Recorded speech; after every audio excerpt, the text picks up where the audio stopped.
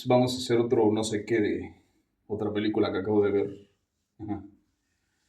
Am, Vi hace un par de días esta película titulada Never Let Go, que la dirige un pedazo de director, valga la redundancia.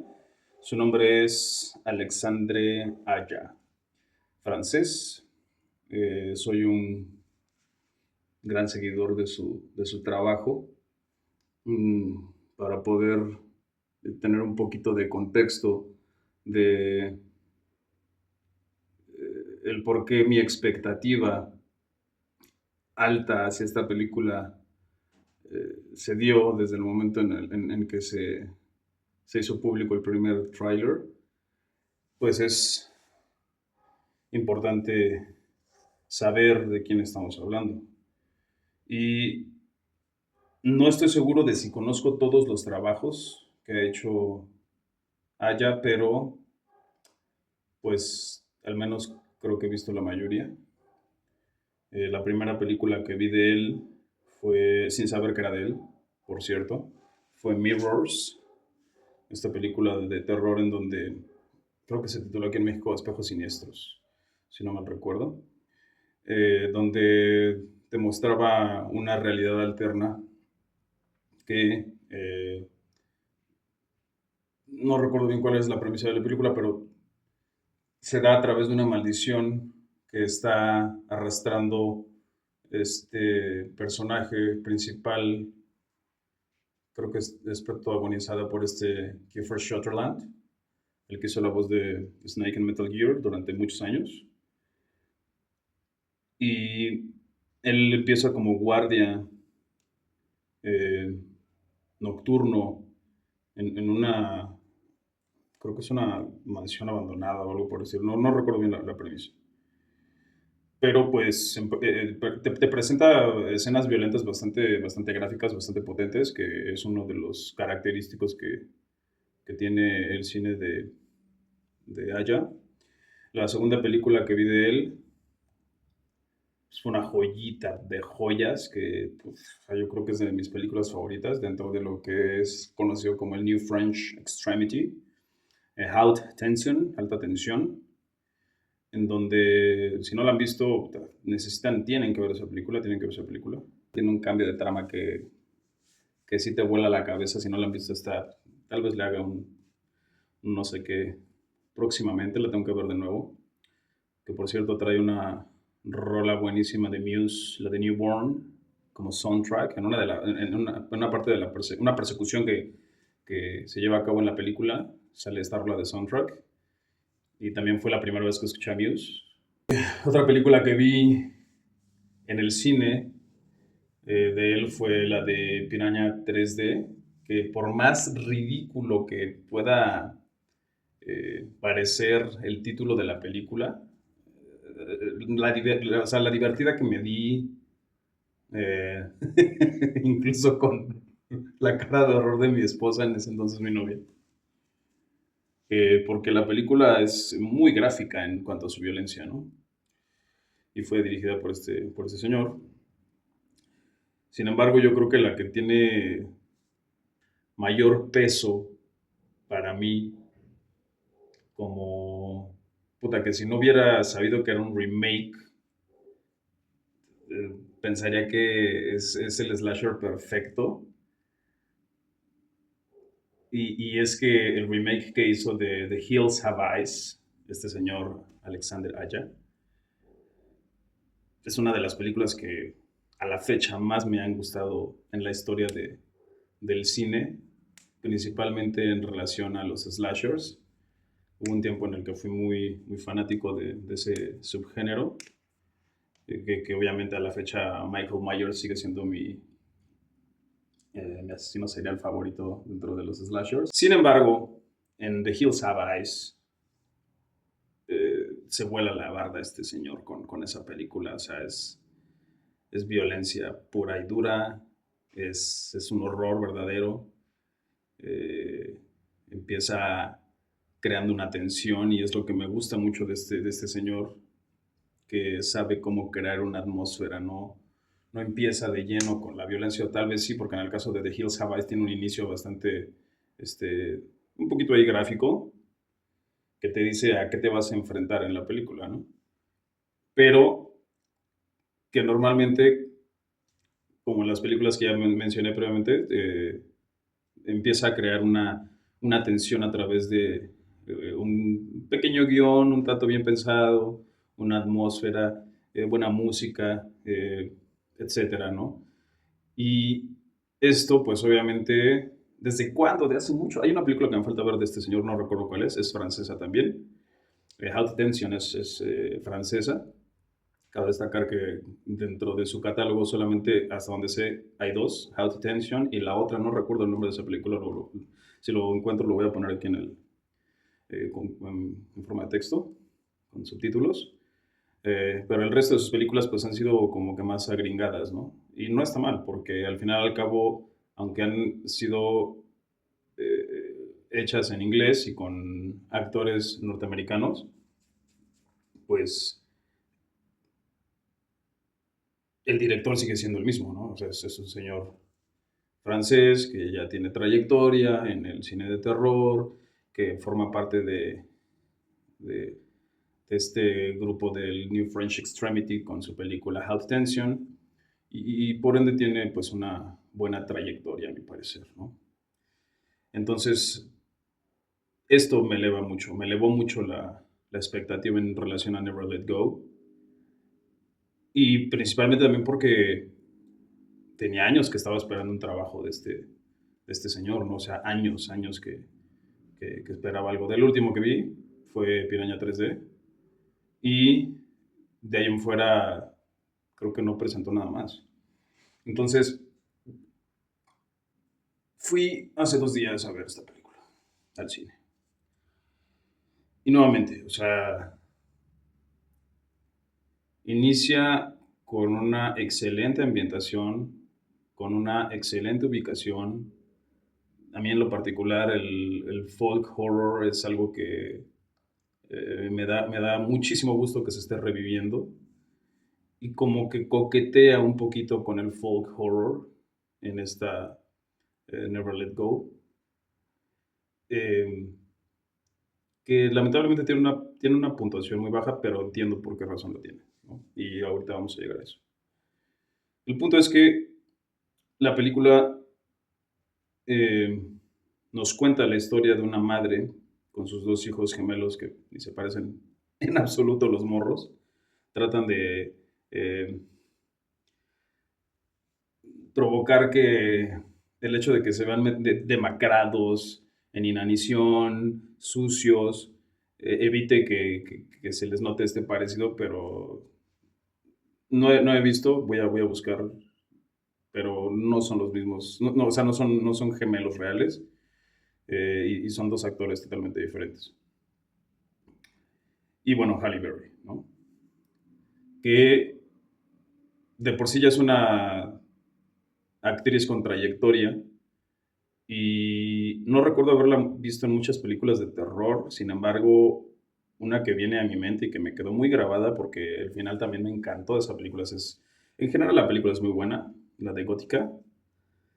Eh, Se aventó un papelazo esa vieja ahí, ¿no? O sea, incluso le hicieron ahí por ahí un guiño a Hannibal cuando la encierran en este cuarto de cristal porque piensan que está loca, ¿no? Por haber asesinado a su esposo. También si no la han visto se los recomiendo, está bastante buena. Ya es algo vieja, pero pues puta, o sea, las películas de antaño son las que sirvieron de escuela para que existiera lo que tenemos hoy, ¿no? Entonces aquí también se avienta un muy buen papel, me gusta su actuación. Igual la caracterización de ella como una madre desesperada, eh, pues sí, desesperanzada, sin saber de qué manera va a poder sustentar a sus crías en un ambiente tan hostil. Y es que la película es hostil con los personajes, pero cabe destacar que es una película que me parece muy subjetiva, incluso surrealista, por lo cual puede ser interpretada de diferentes maneras. Y creo que yo voy a hacer uso de mi propia interpretación, porque en realidad la película no te cuenta ni madres del porqué de lo que sucede y si realmente está sucediendo o no. Entonces, primero que nada, no creo que lo hayan hecho con esta intención, pero yo hago la crítica, ¿no? Creo que funciona como crítica en contra de esas familias que independientemente de cuáles sean las creencias de cada una de ellas, sean ateos, sean judíos, sean cristianos, sean musulmanes, sean budistas, adoran a un perro, a un gato, eh, a Malverde, a lo que se les hinche la gana, ¿no? Pero como el ser humano es tan fanático y purista de sus propios ideales que al final no cuestiona, porque así te criaron y como no te enseñaron a cuestionar el porqué de las cosas, el por qué estoy haciendo esto, qué significa aquello. Algo que yo le he dicho a una de mis crías en relación a la escuela es que si no hace preguntas suficientes en el salón de clases, pues no va a aprender, ¿no? Y creo que es algo que principalmente a los mexicanos nos han eh, programado a no hacer, el preguntar por qué. Y no con la finalidad de poner en duda lo que se nos está enseñando, siendo mala leche me refiero, sino con la finalidad de entender, de aprender y si es posible de comprender lo que se nos está enseñando en ese momento. Entonces, esta película juega muy bien con ese papel de el adoctrinamiento, principalmente hacia los infantes, porque la madre les cuenta una historia en la cual ella asegura, a través de la cual ella asegura, que el mal existe en el mundo y no como una perspectiva de yo robo o entrego al ladrón, por lo consiguiente puedo diferenciar entre lo bueno y lo malo. No, sino que aquí ya es algo tangible en el cual la película nos sumerge en esta creencia de la madre de que el mundo se fue al carajo y que lo único que existe afuera en el mundo es maldad y que por lo consiguiente ellos tienen que mantenerse juntos, aislados, en una cabaña, en medio de la nada, en un bosque, o sea, sí es un bosque, pero está rodeado de más bosque y montañas, ¿no? Eh, donde les enseña que el único lugar seguro es esa casa, donde les enseña que si el mal los llega a tocar, con un solo toque es suficiente, además de una cuerda que los sujeta a la casa para que ellos puedan salir a explorar en busca de comida, en busca de víveres, pero manteniéndose sujetos a los principios que se les están inculcando, que en este caso sería el miedo, porque finalmente juega con el miedo. La mente de un infante es fácil de manipular y principalmente es muy fácil de someter a una emoción como el miedo, porque no es un sentimiento, es una emoción. Entonces, ella juega con esto. Bueno, no estoy, es que no, no quiero decir que ella juega con esto, porque Insisto en que la película se presta a muchas interpretaciones. Es muy subjetiva, como dije anteriormente, es casi surrealista, y nos presenta esta idea, ¿no? Del mal. Entonces, hay una eh, serie de situaciones que se empiezan a dar porque como tienen que salir, tienen que explorar, tienen que buscar víveres con los cuales se puedan ellos mantener. eh, Vemos que Halle Berry puede ver el mal y le cuenta a sus hijos la historia de que este se puede transfigurar en lo que sea. Les cuenta una historia sobre una niña que estaba eh, atorada en un...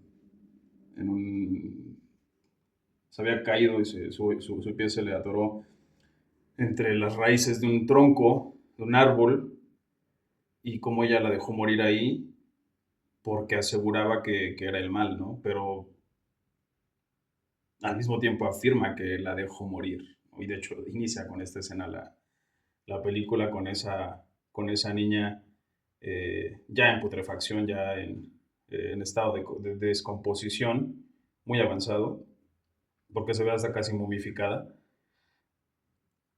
Y en el pensamiento de nuestra protagonista, sí, sí es protagonista, sí, sí, sí es protagonista, eh,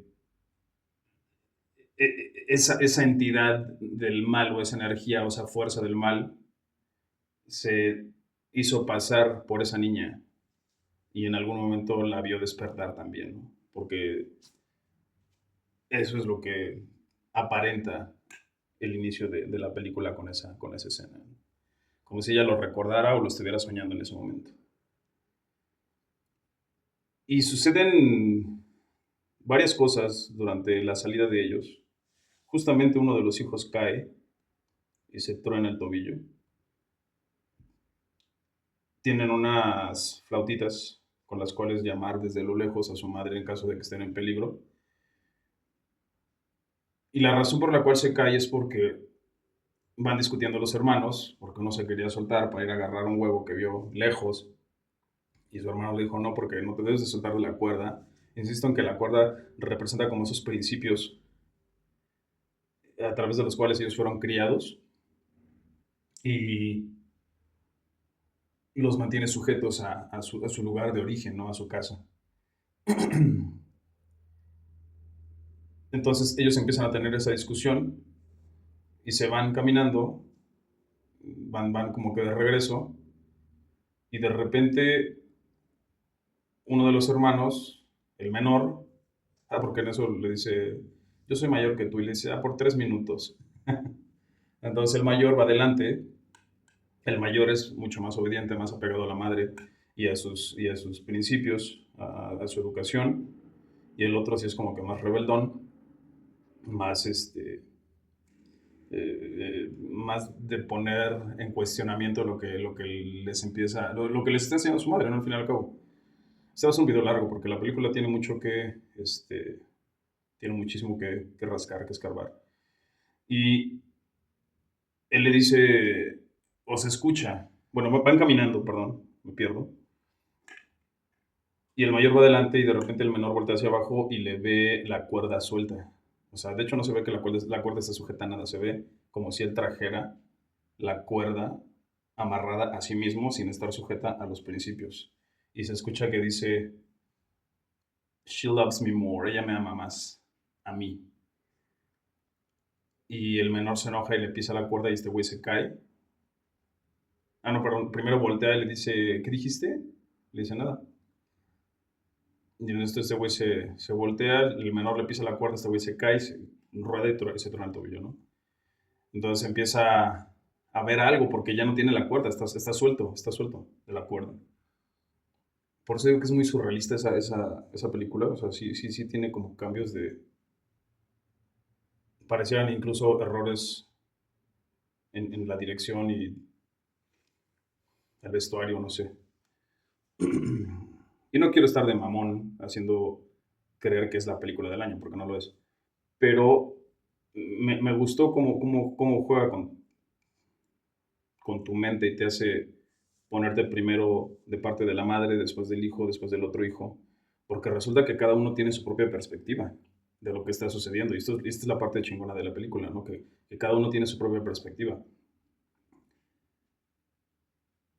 Y cuando este güey cae, empieza a escuchar como un de una serpiente, ¿no? Previo a eso, de hecho, esto me lo estaba saltando, previo a eso, en sus exploraciones, uno de ellos encuentra una serpiente, la piel de una serpiente enorme, ¿no? Y no pude evitar pensar justamente en el relato de Adam y Jabá, del libro de Bereshit.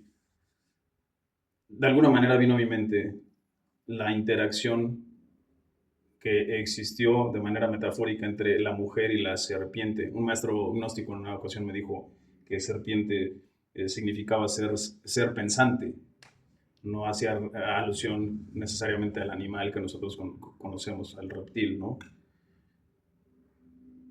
Y si nos remontamos al libro de Bereshit, dice que a través de la serpiente y el árbol del conocimiento del bien y del mal, el hombre alcanzó sabiduría, pero primero fue a través de la mujer. Y resulta que la película inicia con el niño relatando ciertas cosas y dice, mi madre dice que la primera vez que el mal se le presentó, se le presentó en forma de serpiente. Y tiene muchos simbolismos la película, porque incluso dentro de la casa, la cual consideran el único lugar seguro, hay un árbol tallado en la madera del piso que funciona como eh, una puerta para una especie de sótano, que no es un sótano, es como si fuera una caja, nada más como si fuera un baúl incrustado en el suelo de la casa, en donde hace que sus hijos se metan cada cierto tiempo para, en ese aislamiento, hacer que se imaginen lo que sería el mundo sin ella o ellos en esa maldad. O sea, está muy loca esa parte, ¿no? Y resulta que pues ella, si se le presentó el mal como una serpiente y después, durante la narración de la película, te enteras de que ella asesinó a su esposo y en el Sefer Bereshit dice que a través de la mujer el hombre resbaló y en el relato dice que si ellos comían del árbol del conocimiento del bien y del bien y del mal iban a morir. Y la palabra en hebreo muerte es mabet y significa separación, por lo cual hubo una desconexión entre la divinidad y el ser humano. Y no pude evitar pensar en esto, ¿no? A través de lo que nos presenta la película, con esos argumentos, con esos simbolismos. El punto es que juega con esta idea del mal como algo que ha dominado a toda la humanidad. Porque les dice a sus hijos, si el mal te toca, vas a permitir que entre a nuestra casa. Y el hijo le pregunta, el que es medio rebeldón le dice, ¿y qué puede pasar si el mal entra a nuestra casa? Dice, va a hacer que nos matemos entre nosotros. Así fue como el mundo se acabó. Y de aquí empieza la película a descomponerse en el buen sentido, porque empiezan a pasar muchas cosas. No les quiero relatar la película, no les quiero aventar tanto spoiler, porque al final y al cabo considero que la tienen que interpretar cada quien, ¿no? O sea, insisto en que es muy subjetiva, muy surrealista, ¿sí? Y te permite tener esa interpretación personal, lo cual agradezco muchísimo, porque son películas que te hacen, más allá de hacerte sentir miedo, porque no es una película de terror, o sea, no sé ni cómo definir el género. Puede ser que sea terror por las cosas que te presenta, ¿no? Pero insisto en que hemos visto tanta mierda en la actualidad que ya algo nos cause miedo va a ser muy difícil, ¿no? Tal vez si esto lo hubiera visto a mis 6 años, 7 años, me hubiera causado un impacto, como en su momento lo hizo The Evil Dead, o las películas de Freddy, o Halloween con Michael Myers, recuerdo que vi La Mancha Voraz y no pude dormir en una semana. Eh, ya no son, ya no somos esa sociedad que se espanta tan fácil de algo que ve en la televisión, porque principalmente sabemos que no es real. E incluso las nuevas generaciones están viendo tanta mierda en el internet que difícilmente se impresionan, ¿no? A lo mejor los puedes llegar a sugestionar todavía, pero con otras cosas, ya no con cuestiones tan sobrenaturales o espirituales. Y la película juega con todos estos temas, principalmente también el familiar, y cómo esos lazos familiares hacen que, que, que, que, que la familia continúe existiendo. Y el primer lazo que se llega a romper provoca el, desca el des se me fue la palabra, desquebrajamiento, no, la destrucción de la familia. Cualquier lazo que se llega a romper de los que están atados a esa familia, esa es la cuerda, puede romper toda la convivencia sana que se podía tener dentro de la familia, ¿no? Y esos lazos se pueden romper por la diferencia de pensamiento, que es lo que sucede en la película, porque insisten que el más joven empieza a cuestionar. Lamentablemente, es el que se termina dando cuenta de que podía haber estado en un error y lo que su madre les estaba diciendo era verdad. Entonces, sí la recomiendo bastante, bastante. No sé bien qué calificación darle a esta película. Yo creo que un 7 sí lo tiene bien merecido. Y creo que estoy siendo generoso porque sí flaquea en ciertas cosas. Me hubiera gustado que profundizase más, que no fuera tan surreal también, tan subjetiva. Me hubiera gustado que profundizase más en relación al por qué están ahí.